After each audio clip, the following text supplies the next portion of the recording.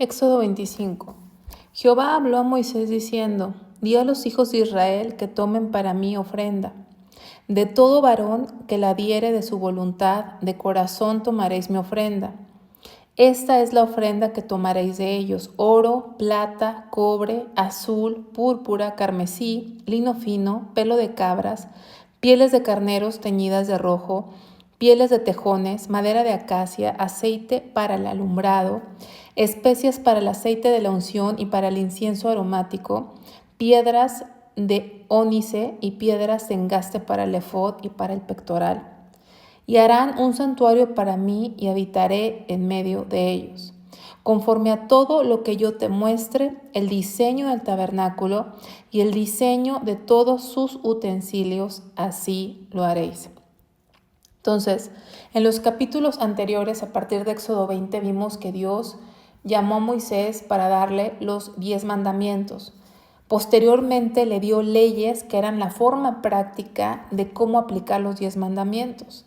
Y esta vez que lo llamó, que vimos que lo cubrió de una nube, que lo que la gente veía era la nube, abajo, cercano a las faldas del monte, lo estaba esperando Josué. Esta última vez que lo llamó, Dios le dio esta instrucción, que es la construcción de un tabernáculo. ¿Qué es un tabernáculo? Pues era literalmente como una tienda grande en medio del desierto. Vamos a ver, se veía algo parecido a esto.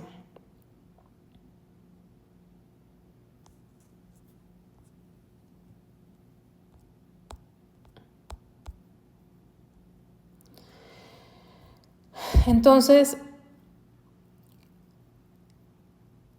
¿por qué Dios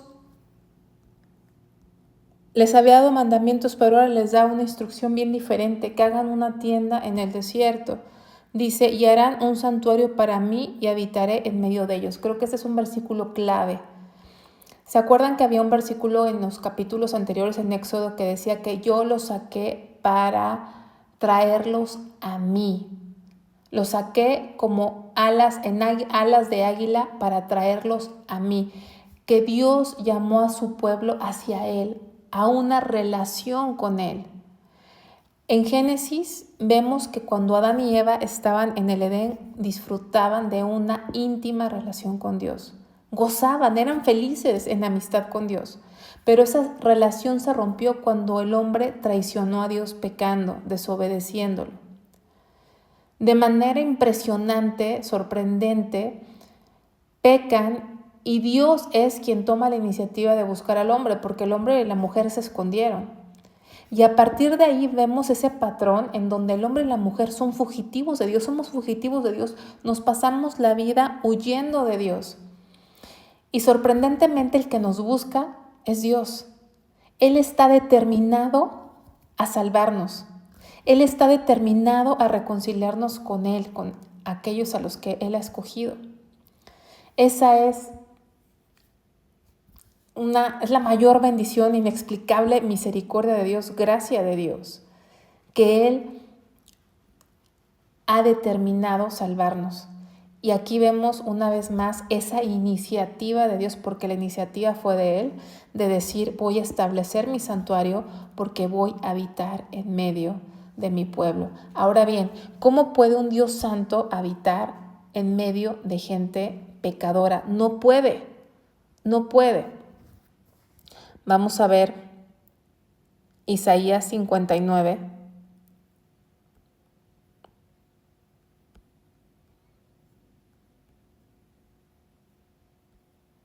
Ya me pasé aquí. Isaías.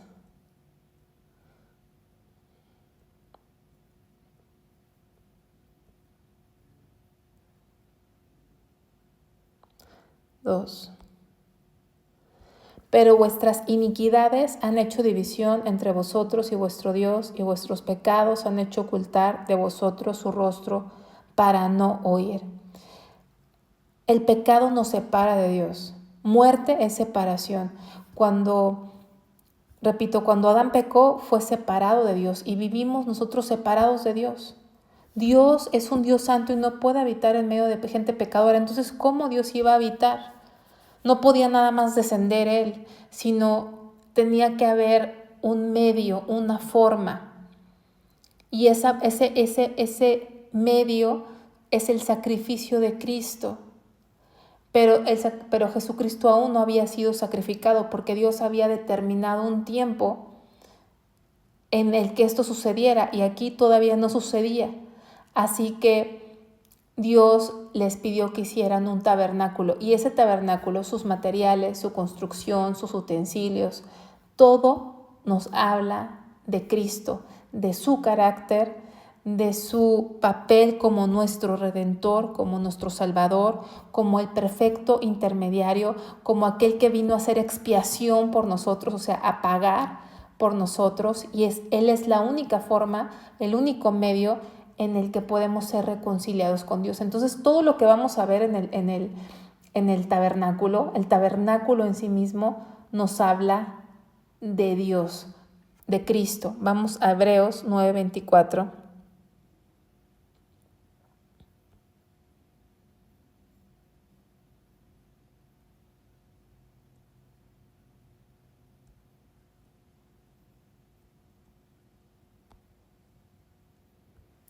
Porque no entró Cristo en el santuario hecho de mano, figura del verdadero, sino en el cielo mismo para presentarse ahora por nosotros ante Dios.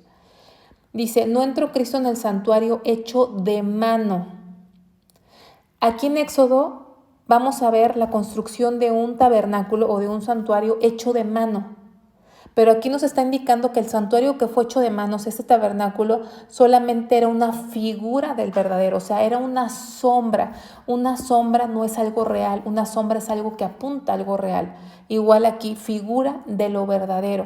Este tabernáculo que vamos a estudiar era una figura de Cristo, el único intermediario, el único a través del cual podemos acercarnos a Dios, a través del único en el cual podemos ser reconciliados con Dios.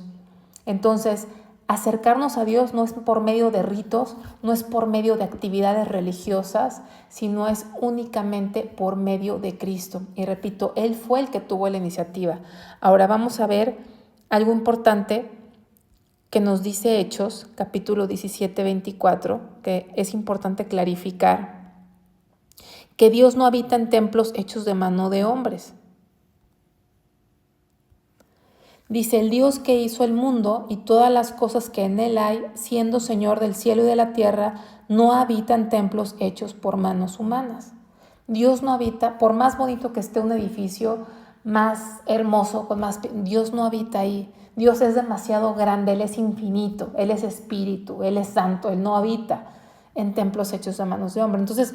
Entonces si no habita en templos hechos de manos de hombres, ¿por qué hizo que hiciera un santuario y dijo que él iba a habitar? Bueno, en ese santuario no habitaba Dios en su plenitud. Ese santuario era solamente la señal, o era una prenda, o era una evidencia, era una garantía, era un símbolo para el pueblo de Dios que Él estaba en medio de ellos. Yo no sé si ustedes se recordarán que en Éxodo capítulo 17, cuando tuvieron sed y Moisés golpeó la roca y salió agua, la peña, donde bebieron de la peña, el pueblo tentó a Dios preguntando, ¿está pues Jehová entre nosotros o no? Eso sucedió en Éxodo 17. ¿Está pues Jehová entre nosotros o no? Bueno, para que ya no volvieran a tener duda. El tabernáculo era la evidencia, digamos, visible, era la garantía de que Dios estaba en medio de ellos, de que Dios los sacó y no los iba a dejar, que los había sacado con un propósito de restaurar la relación a través de la relación con ellos. Entonces no se contradice la Biblia, simplemente que a veces no tenemos revelación. Entonces Dios no habita, repito, en templos hechos de mano de hombre, y el santuario no era que Él habitara ahí, sino el santuario era un símbolo, era una prenda para su pueblo, una garantía de que Dios estaba en medio de ellos. Y también ese tabernáculo era una forma, si lo quieren ver ustedes, didáctica, donde cada detalle nos habla de Cristo, de su carácter y de su obra, y de que solamente a través de Él podemos tener una relación con Dios. Ahora, ¿qué otra cosa vemos en Éxodo? Éxodo. Que realmente el estudio del tabernáculo realmente es otro estudio muy aparte, muy profundo, que lamentablemente no vamos a poder ver aquí, pero es muy, muy, muy interesante.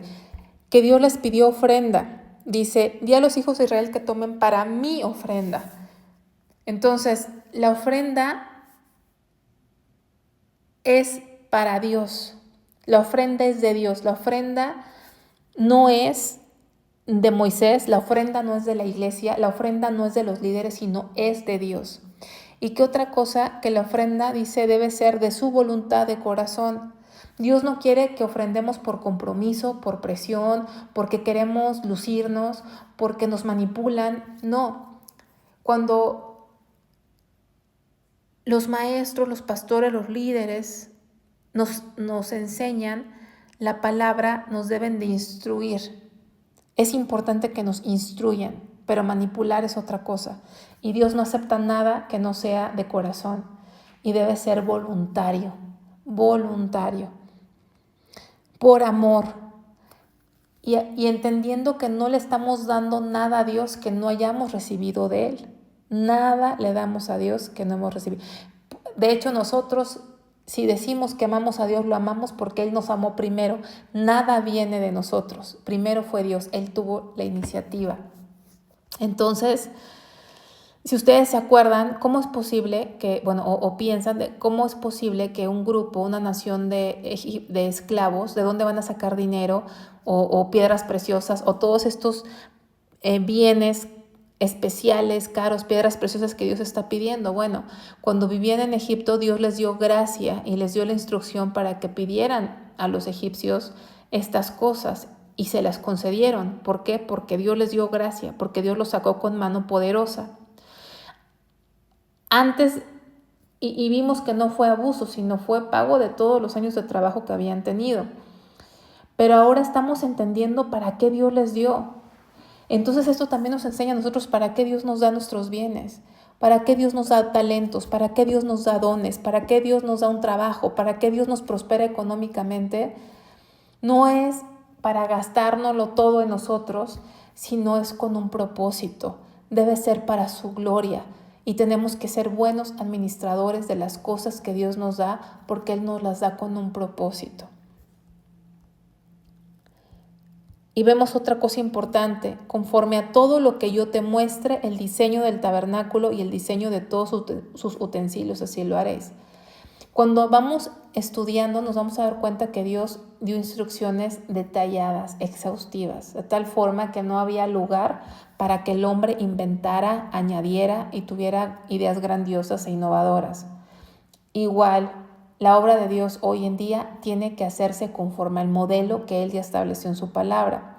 Hay mucha gente que tiene la iniciativa y muchas ganas de innovar y de hacer cosas nunca antes vistas para impresionar, para cualquiera que sea la motivación. Pero nada de eso funciona. Todo lo que nace en el hombre, todo lo que tiene origen en el hombre, está destinado a perecer. Todo, absolutamente. Tiene que ser conforme al diseño de Dios. Vamos a ver que este tabernáculo no nos empieza a describir la parte exterior de esa tienda, sino empieza a darnos. Le empezó Dios a dar a Moisés la instrucción de los mobiliarios primero, del centro, y empieza con el primer mueble, que es el centro, es la base de todo lo demás, es el fundamento, es el corazón de todo, es lo que se le conoce como el arca del pacto o el arca del testimonio. Dice, harán también un arca de madera de acacia, cuya longitud será de 2 codos y medio, y su anchura de codo y medio, y su altura de codo y medio. Y la cubrirás de oro puro por dentro y por fuera. Y harás sobre ella una cornisa de oro alrededor. Entonces, fíjense, harás una madera de acacia, o sea, harás un arca de madera. El arca era de madera y da exactamente sus dimensiones, pero esa arca de madera tenía que cubrirse por dentro y por fuera de oro puro y se tenía que hacer una cornisa de oro alrededor. Fundirás para ella 4 anillos de oro que pondrás en sus 4 esquinas, 2 anillos a un lado de ella y 2 anillos al otro lado. Harás unas varas de madera de acacia, las cuales cubrirás de oro, y meterás las varas por los anillos a los lados del arca para llevar el arca con ellas. Las varas quedarán en los anillos del arca, no se quitarán de ella.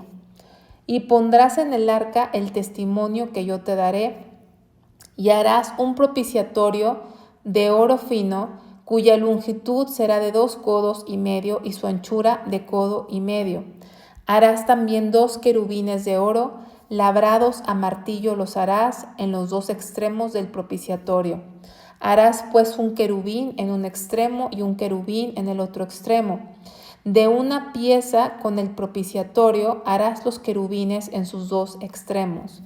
Y los querubines extenderán por encima las alas, cubriendo con sus alas el propiciatorio, sus rostros el uno enfrente del otro, mirando al propiciatorio los rostros de los querubines. Y pondrás el propiciatorio encima del arca, y en el arca pondrás el testimonio que yo te daré. Y de allí me declararé a ti y hablaré contigo de sobre el propiciatorio, de entre los 2 querubines que están sobre el arca del testimonio, todo lo que yo te mandaré para los hijos de Israel. Ese es el primer mueble, el arca del pacto. Y el arca del pacto tenía como una tapa. El propiciatorio es esa tapa, es esa cobertura. Entonces es como un mueble con tapa. Lo quieran ver como dos objetos, pero son el mismo porque el propiciatorio es la tapa de esa arca. En esa arca nos dice que se debería guardar el testimonio, o sea, los mandamientos de Dios deberían de estar ahí.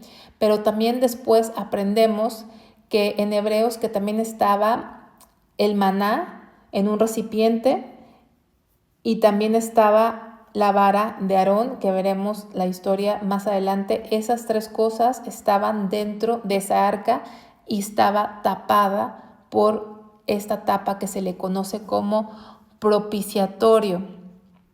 Vamos a ver, este primer mueble se veía algo así, donde se ven, aquí están los aros. Esos aros eran 4, 2 en cada lado, en los extremos, y ahí tenían que ponerse esas varas y no tenían que sacarse esas varas, era con la que los sacerdotes cargaban esa arca, nunca tenían que quitarse, tenían que permanecer ahí. La parte de arriba era el propiciatorio, donde vemos a estos querubines con sus alas extendidas, y más o menos las medidas vemos ahí de altura 69 centímetros, de profundidad igual, de largo 1.14 centímetros, ¿no? Aproximadamente. Se pueden imaginar más o menos las dimensiones. Adentro dijimos que estaba el recipiente con el maná, los mandamientos y la vara de Aarón. Esa era una arca, era como un cofre de madera cubierto de oro puro. El hecho de que estuviera cubierto de madera y de oro nos habla de Cristo en el sentido de que Cristo cuando vino a esta tierra, Él fue 100% Dios, pero también fue 100% hombre. No dejó de ser Dios, siempre fue Dios y también fue 100% hombre, o sea, sufrió como hombre. Él no actuó como Dios, Él no usó su poder como Dios, pero seguía siendo Dios. Entonces la madera nos habla de su humanidad de Cristo y el oro de su deidad. Y eso también, el que esté cubierto de oro por dentro y por fuera es algo real, no era una apariencia, era de adentro también. Y eso nos habla de la vida a la que Dios nos ha llamado, una vida santa, por dentro y por fuera. Si nada más llevamos una vida santa por fuera, es pura religiosidad, es pura apariencia, debe ser desde el corazón. Entonces, ¿qué más podemos aprender de ahí? La propiciación, ese propiciatorio nos habla de Cristo. Vamos a ver varios puntos, ¿no? El hecho de que tuvieran las varas era para ser transportada, y a donde quiera que iban tenía que ser transportada esa arca. Y nosotros venimos ahora a ser templo del Espíritu Santo. Nosotros a donde quiera que vayamos tenemos que llevar la ley de Dios. A donde quiera que vayamos tenemos que llevar la ley de Dios. No sé si ustedes se acuerdan los últimos capítulos de Génesis, donde ponen a José, que José pide que cuando salgan de Egipto a la tierra prometida saquen sus restos. Lo ponen en una caja donde lo sepultan, en un ataúd, pero en el original, les comenté en esa ocasión que en el original es la misma palabra en hebreo que se usa para arca, en donde pusieron a José. ¿Y qué había dentro del arca? Estaba el testimonio, estaban los mandamientos. ¿Qué quiere decir? Que la vida de José vivía su vida de acuerdo a los mandamientos de Dios. Hay mucha gente que a lo mejor nunca va a leer los mandamientos de Dios, pero los tiene que ver en aquellos que creen en Dios, los tiene que ver en ti y en mí. Si decimos que creemos en Dios y que somos hijos de Dios, los mandamientos tienen que verse en nuestra forma de vida. Entonces es interesante que la palabra que se usó para el ataúd donde fue sepultado, fue puesto el cuerpo de José, es la misma palabra hebrea que se usa para el arca, ¿no? Donde se guardó el testimonio. Nuestra vida debe ser un testimonio, porque a veces tenemos la Biblia, pero nuestra vida va muy separada de la Biblia. No reflejamos ni vivimos de acuerdo a la Biblia, que son los mandamientos de Dios. Entonces, el arca de Dios simbolizaba la presencia de Dios, porque ahí acabamos de leer en Éxodo que era donde Dios se manifestaba, era el lugar donde Dios le hablaba a Moisés. Entonces, para que Dios nos hable, para que esté la presencia de Dios, es indispensable que honremos su ley, que honremos sus mandamientos. Esa es la base de todo, es el gobierno de Dios. Es el gobierno de Dios. Dios va a habitar donde habita su palabra. Es donde Dios va a reinar, es donde Dios va a habitar.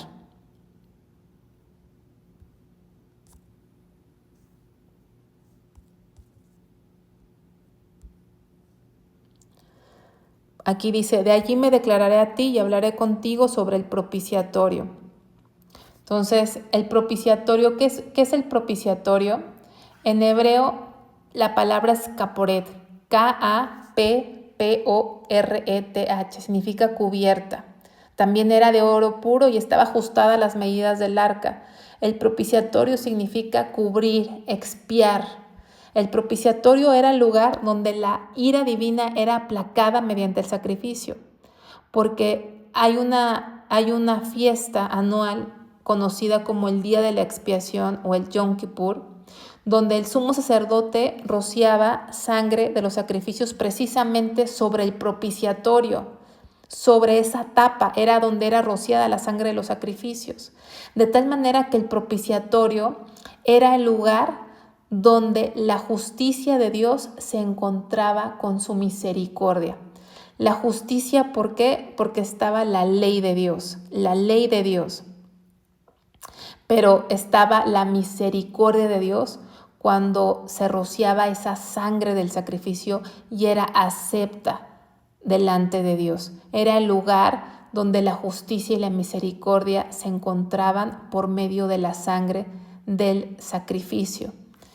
En el Nuevo Testamento, esta palabra que dijimos que en hebreo es kaporet, cubierta o propiciación, en el Nuevo Testamento la palabra es hilasterion, H-I-L-A-S-T-E-R-I-O-N.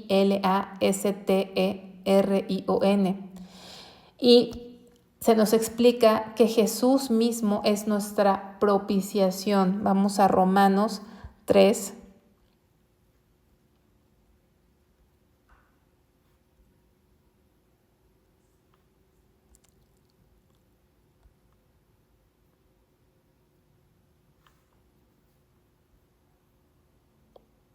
Romanos 3,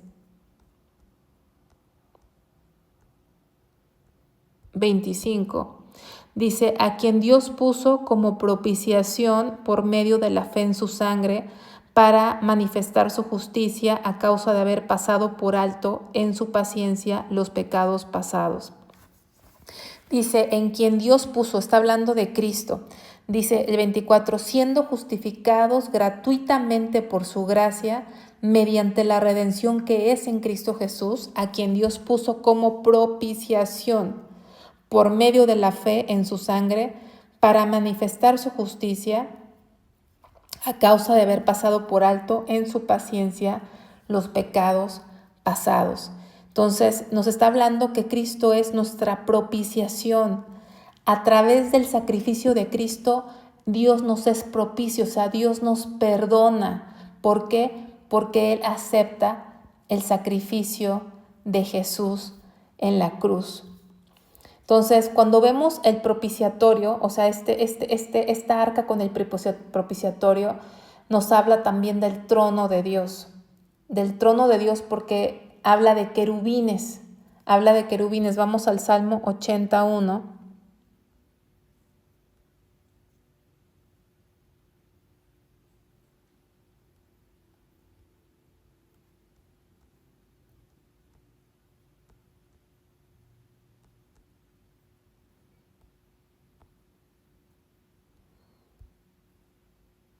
Oh pastor de Israel, escucha, tú que pastoreas como a ovejas a José, que estás entre querubines, resplandece. Dios está entre querubines, Él habita entre querubines. Vamos a ver otro pasaje, segundo libro de Reyes, 19.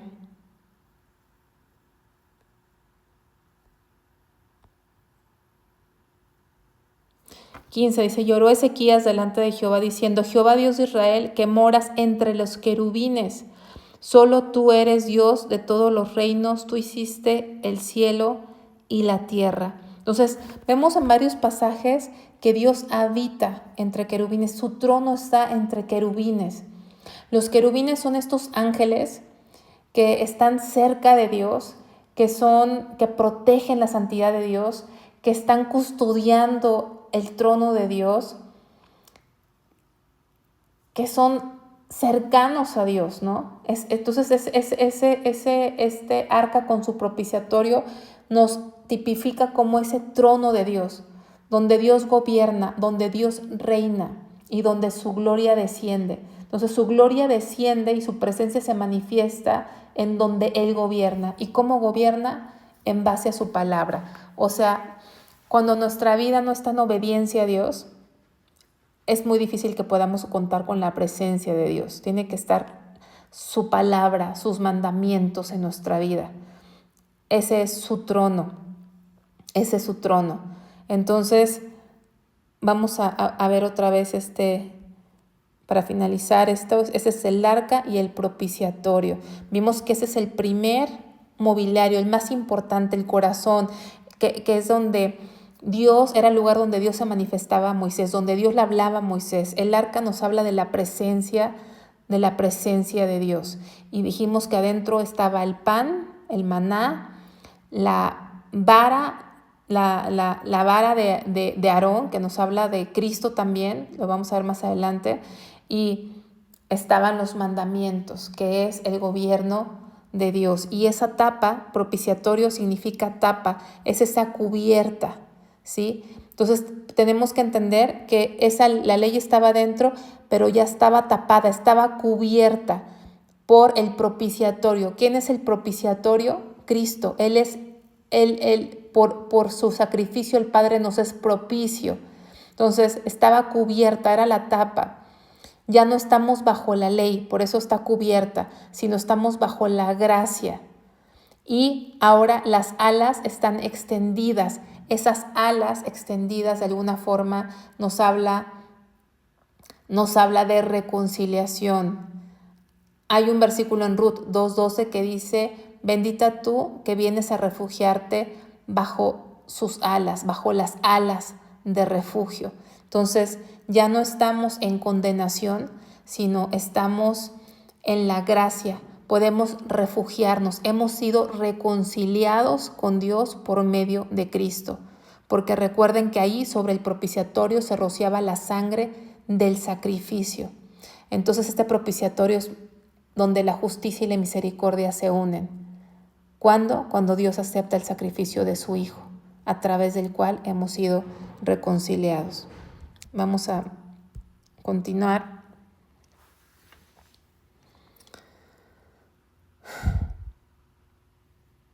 Dice, inclina, oh Jehová, tu oído y oye.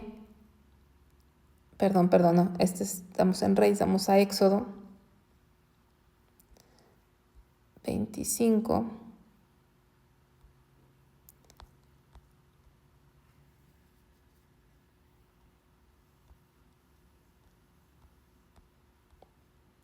Luego sigue la mesa para el pan de la proposición. Harás asimismo una mesa de madera de acacia, su longitud será de 2 codos y de 1 codo su anchura y su altura de 1,5 codos, y la cubrirás de oro puro y le harás una cornisa de oro alrededor y le harás también una moldura alrededor de 1 palmo menor de anchura y harás la moldura una cornisa de oro alrededor y le harás 4 anillos de oro, los cuales pondrás en las 4 esquinas que corresponden a sus 4 patas.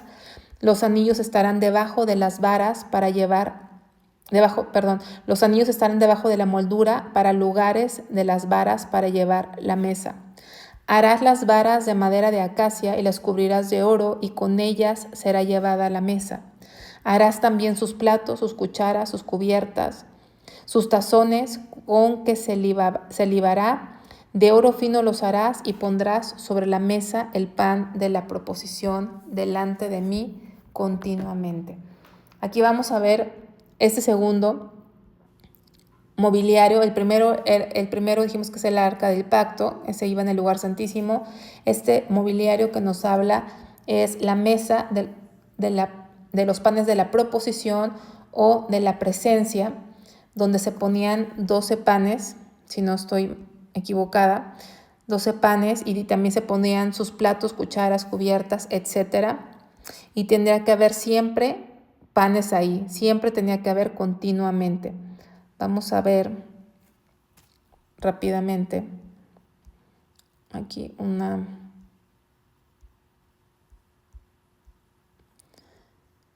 esta imagen donde vemos que también estaba de oro y que tenía estos elementos decorativos y tenía estas varas de oro a los lados y los anillos parecido al arca, porque todos estos eran objetos móviles. Era una nación que iba a estar por un tiempo en movimiento, por años. De hecho llegaron a estar en movimiento 40 años en el desierto. Las medidas eran de largo 91 centímetros, 46 de profundidad, 69 centímetros de altura, y tenían que estar ahí siempre los panes continuamente. Entonces esto nos habla de comunión. Acuérdense que también los alimentos eran un pacto de sal. El capítulo anterior, no sé si se acuerdan, que vimos que Dios ratificó su pacto con sangre, hubo sacrificios, pero dice que los 70 ancianos, así como Moisés, Aarón y los hijos de Aarón, comieron delante de Dios, ¿no? Porque comer es un pacto de comunión, ratifica un pacto, hay comunión. Y vemos que ahí estaba la mesa con los panes y con todos los instrumentos para comer, porque Dios nos ha llamado a comunión con Él. Ese pan nos habla de Cristo. Él dijo, yo soy el pan de vida. Él es el sustentador. Ese pan les recordaba que Dios era quien los había sustentado espiritualmente y físicamente en el desierto. Y también nos habla del cumplimiento supremo de todas las comidas, que es de la Santa Cena, la mesa del Señor, esa que celebró el Señor con sus discípulos y que lo podemos leer en Lucas capítulo 22, versículos del 19 al 20. Y de esa misma Santa Cena que se nos ordena hacer memoria de esa Santa Cena. Entonces estos panes hablan de ese pacto de sal, ese pacto en donde tienes esa comunión con Dios. Nos hablan de que Cristo es el pan de vida, que es el sustentador de nuestra vida física y espiritual. Y se nos habla de esa comunión. No nada más hay una mesa servida, hay un pan, hay instrumentos para comer. O sea, nos habla de esa comunión, así como Jesús tuvo comunión con sus discípulos. Y aún en Apocalipsis se nos invita a comer, porque a veces ya dejamos a Dios afuera de nuestra vida. Vivimos una religión y de la cual ya sacamos a Jesús. Así está mucha gente, muchas iglesias, ya viven una vida religiosa y Jesús ya no es parte, Cristo ya no es parte de su vida. Vamos a Apocalipsis 3:20. Dice, he aquí, yo estoy a la puerta y llamo, si alguno oye mi voz y abre la puerta, entraré a él y cenaré con él y él conmigo. Entonces nos está invitando a comunión, ¿sí? Entraré, yo estoy a la puerta y llamo, si alguno oye mi voz y abre la puerta, entraré a él y cenaré con él y él conmigo. Esa mesa nos recuerda que estamos invitados a comunión con él, todos los días a tener esa relación con él, y también estamos invitados a esa cena de la que él nos dijo que hiciéramos esto en memoria de él. Vamos a regresar a Éxodo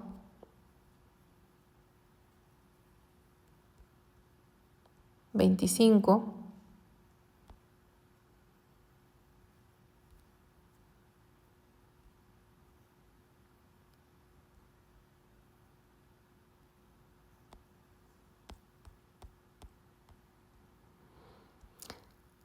Y el tercero que vamos a ver, el candelero de oro. Harás además un candelero de oro puro, labrado a martillo se hará el candelero, su pie, su caña, sus copas, sus manzanas, sus flores serán de lo mismo. Y saldrán 6 brazos de sus lados, 3 brazos del candelero a un lado y 3 brazos al otro lado. 3 copas en forma de flor de almendro en un brazo, una manzana y una flor, y 3 copas en forma de flor de almendro en otro brazo, una manzana y una flor, así en los 6 brazos que salen del candelero. Y en la caña central del candelero 4 copas en forma de flor de almendro, sus manzanas y sus flores. Habrá una manzana debajo de 2 brazos del mismo, otra manzana debajo de otros 2 brazos del mismo, y otra manzana debajo de los otros 2 brazos del mismo, así para los 6 brazos que salen del candelero. Sus manzanas y sus brazos serán de una pieza, todo ello una pieza labrada a martillo de oro puro, y le harás 7 lamparillas, las cuales encenderás para que alumbren hacia adelante. También sus despabiladeras y sus platillos de oro puro, de un talento de oro fino lo harás, con todos estos utensilios. Mira, hazlos conforme al modelo que te ha sido mostrado en el monte. Entonces, este último es un candelero de oro que se veía. Esta es una reconstrucción.